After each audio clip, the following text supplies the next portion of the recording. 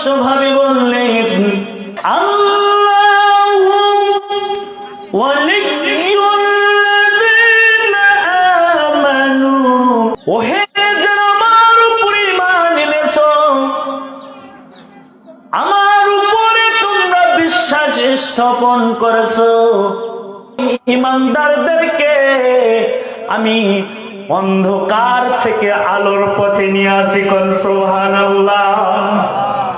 Channel ঝাড়ফুঁক চিকিৎসা, সকল রোগের শিফা, কোরআনের শিফা।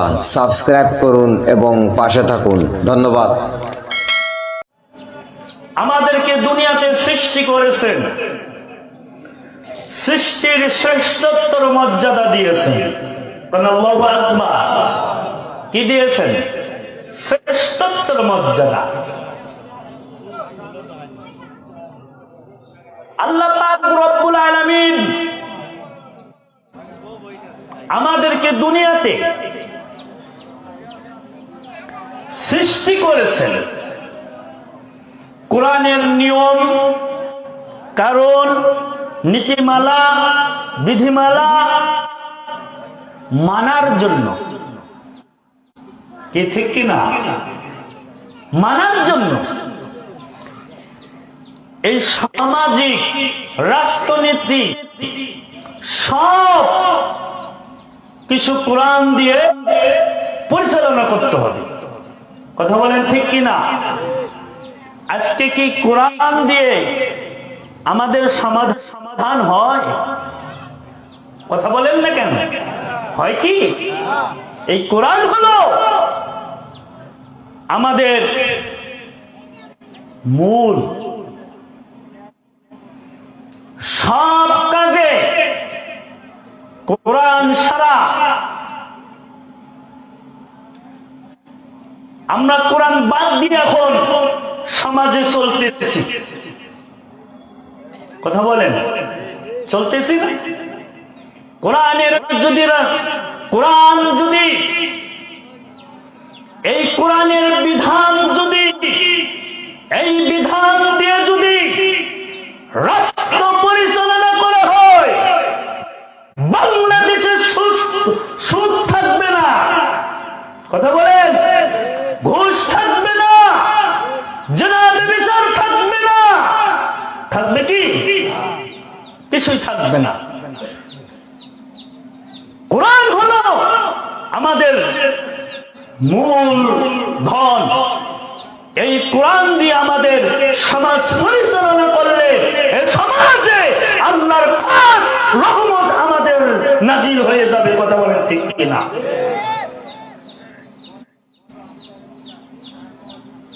কোরআন হলো আমাদের আলো। আমি আয়াত করেছি সূরা বাকারা 257 নম্বর আয়াত। আল্লাহ পাক রব্বুল আলামিন কোরআনুল কারীমে স্পষ্টভাবে বললেন, আল্লাহু ওয়ালিয়্যুল্লাযীনা আমানু ইখরিজুহুম মিনাজ যুলুমাতি ইলান নূর। কোন আল্লাহু আকবার। আল্লাহ পাক বললেন, বিশ্ব মানবতা, আল্লাহ পাক রব্বুল আলামিন বললেন, ওহে যারা আমার উপর ঈমান এনেছো, আমার উপরে তোমরা বিশ্বাস স্থাপন করেছো, আমি তোমাদের অভিভাবক। আল্লাহ কার অভিভাবক? আরে কথা বলেন না কেন? আল্লাহ হল ঈমানদারদের অভিভাবক। আল্লাহ পাক রব্বুল আলামিন বললেন, ওহে যারা ঈমান এনেছো, আমি ঈমানদারদের অভিভাবক। আমি আল্লাহ ওই ঈমানদারদেরকে আমি অন্ধকার থেকে আলোর পথে নিয়ে আসি। কোন সুবহানাল্লাহ। কথা কার? আল্লাহ পাক রব্বুল আলামিন পরের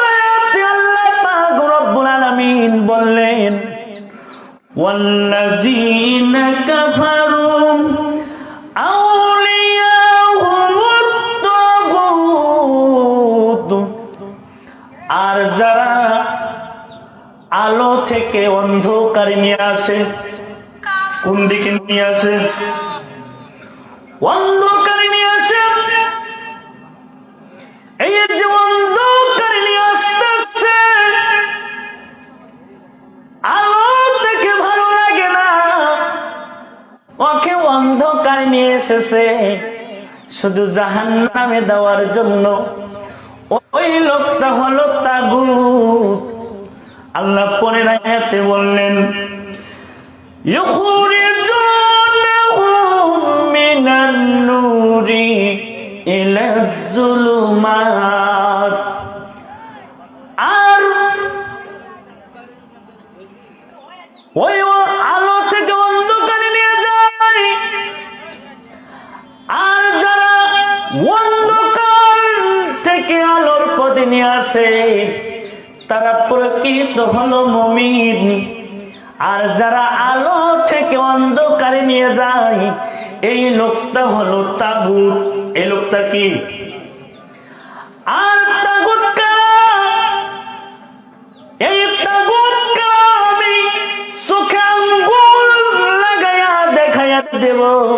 তাগুত হলো ওই সমস্ত ব্যক্তিরা যারা তাফসীর মাহফিলে 144 জারি করে, ওই লোকগুলো হলো তাগুত। আর ওদের স্থান হলো উলাইকা আসহাবুন নারি হুম ফিহা খালিদুন।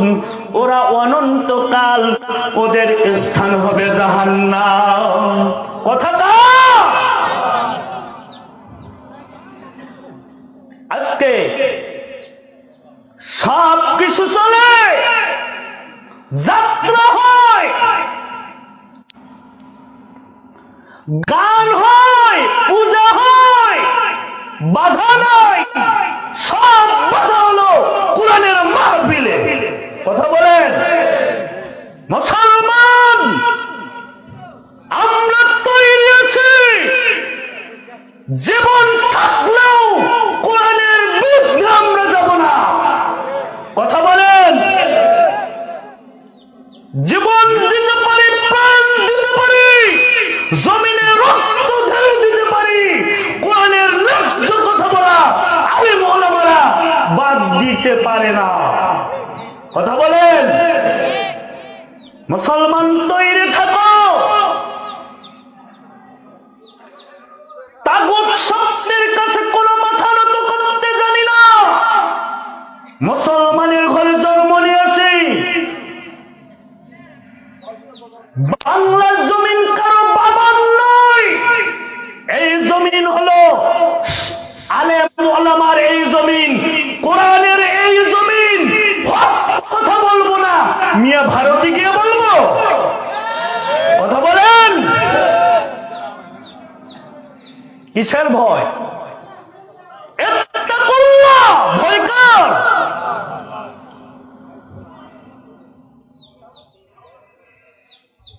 এই জন্য বলতে চাই,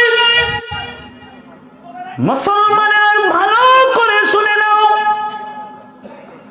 কোরআনের জন্য কারা কারা জীবন দিয়েছে, রক্ত দিয়েছে। এই কোরআনের জন্য যারা রক্ত দিয়েছে তারাই হবে শহীদ। সুবহানাল্লাহ। কোরআনের জন্য রক্ত দিয়েছে, কোরআনের জন্য আল্লাহ এবং রাসূলের জন্য নিজের জীবনটা বিলিয়ে দিয়েছে, তারাই হবে শহীদ। আল্লাহ পাক শহীদের মর্যাদা অনেক অনেক গুণ আল্লাহ পাক বাড়িয়ে রেখেছে। বাংলার তাওহীদি জনতা কান খারাপ করে শুনবেন। এই কোরআনে যদি সমাজ পরিচালনা হয়, সংসদ পরিচালনা হয়, সুদ কি থাকবে? কথা বলেন, ঘুষ থাকবে, জিনা থাকবে, ব্যভিচারী থাকবে। অন্যের জমি দখল করে কি মানুষ নিয়ে খেতে পারবে? কোরআনের রাজ যদি কায়েম থাকতো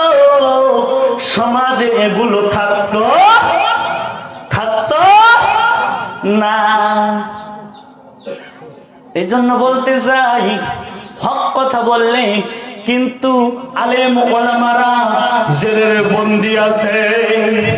কথা বলেন, ভয় করে কথা বলা যায় না। কোরআন থেকে বলবো, দলিল থেকে বলবো, ভয় কিসের? ভয় কাকে করব? আল্লাহ ছাড়া অন্য কাউকে ভয় করা কি যাবে না। এজন্য বলতে চাই, আসুন আমরা অনেকে হক কথা বলার কারণে আলেম ওলামাদেরকে বন্দী করে রাখা হয়েছে। শুধু এক আলেমের জন্য জেলখানা নয়, কথা বলেন, এক আলেমের জন্য জেলখানা, সবার জন্য জেলখানা। দুনিয়া সিজনুল মুমিনিন, মুমিনদের জন্য হলো দুনিয়াটা হলো জেলখানা। আরে কথা বলেন না কেন? দুনিয়াটা হলো মুমিনদের জন্য জেলখানা, আর দুনিয়া সিজনুল মুমিনিন ওয়া জান্নাতুল কাফির, কাফেরদের জন্য হলো দুনিয়াটা হলো বালাখানা। কথা বলেন, কথা বলেন ঠিক কিনা? এই জন্য দুনিয়াটা হলো মুমিনদের জন্য কি জেলখানা। এই জন্য বলতেছি, কান্দে কত সোনার ছেলে বাংলার এই জেলে, কান্দে কত সোনার ছেলে দিনাজপুর জেলে। সকাল বেলায় একটা রুটি এক সেন্টি গুড়, তাই খেয়ে মা পেট ভরে না, সকাল হয় দুপুর। কান্দে কত সোনার ছেলে দিনাজপুর জেলে, মায়ে কান্দে বাড়ি বাড়ি, বাবা কান্দে কোতে, স্ত্রী পুত্র মাইয়া কান্দে জেলখানারি ভিতরে রে, কান্দে কত সোনার ছেলে রংপুরের জেলে। সম্মানিত তাওহীদি জনতা, আমি আমার আলোচনার দিকে চলে যাই। যে তাগুত হলো ওই সমস্ত ব্যক্তি যে সমস্ত কোরআনের জন্য বাধা দেয়, কোরআনের দাওয়াত বন্ধ করতে চায়, ওই লোকগুলো হলো তাগুত। কথা বলেন না কেন? ওই লোকগুলো হলো তাগুত। আর ওরাই থাকবে, আল্লাহ পাক কোরআনে বললেন, উলাইকা আসহাবুন নারি হুম ফিহা খালিদুন, ওরাই থাকবে অনন্তকাল জাহান্নাম। আমার ভিতরে যদি এই স্বভাবগুলো যদি আমাদের থাকে, আজকে ওয়াজ থেকে শিক্ষা নিন, এই স্বভাব আমাদের রাখা যাবে না। সাহাবীরা জীবন দিয়েছে, সাহাবীরা প্রাণ পর্যন্ত দিয়েছে। সাহাবীদের ভালোবাসা কি? সাহাবীরা কিভাবে রাসূলকে ভালোবাসলেন, কিভাবে মহব্বত করলেন, শোনার দরকার আছে কি নাই? আছে কি নাই? অনেকগুলো জায়গা দেওয়া যাবে না, একটু স্টেপে আছেন, সামনে অনেক জায়গা আছে, আমি সময় নষ্ট করব না, আমি আমার কথায় চলে যাই। কথা বলে যদি সময় নষ্ট করি, তাহলে কথা বলিয়া মজা পাবেন না, আর শুনিয়াও তৃপ্তি পাবেন না। একটু নিজের নিজ জ্ঞানে একটু স্টেপে আসে। রাসূলের ভালোবাসা ছিল, মা বোনেরা কান খাড়া করে শুনবেন, মা বোনেরা একটু কান লাগিয়ে শুনবেন। রাসূলের ভালোবাসা ছিল, রাসূলকে মহব্বত করত, প্রেম প্রীতি করত রাসূলকে।